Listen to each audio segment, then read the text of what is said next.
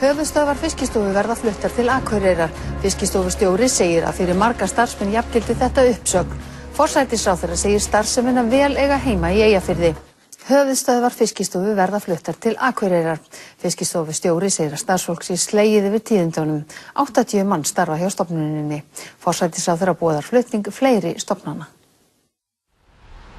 Sjávarútvegs- og landbúnaðarráðherra kynnti áformin að flytja höfuðstöðvarnar til Akureyrar á ríkisstjórnarfundi í morgun. Á málþingi Atvinnuþróunarfélags Eyjafjarðar í dag tilkynnti forsætisráðherra ákvörðunina. Hann segir utanumhald sjávarútveginn vel eiga heima í Eyjafirðinum, enda sé sjávarútvegurinn sterkur á svæðinu.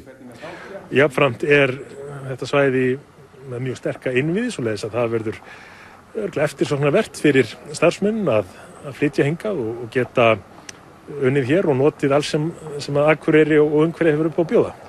Hann segir að flutningur Fiskistofu sé aðeins fyrsta skrefið og að fleiri stofnanir verði fluttar á landsbyggðina.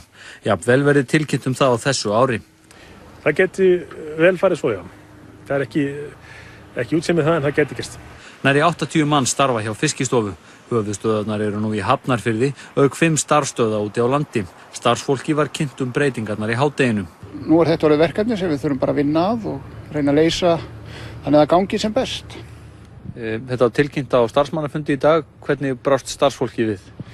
Þetta auðvitað stór tíðindi og fólk bara slegið. Fyrir marga starfsmenn þetta ígildi uppsagnar. Þannig að fólki eðlilega mjög brugðið.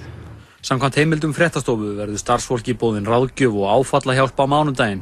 Ekki liggur fyrir hversu margir ætla að hætta vegna flutningana.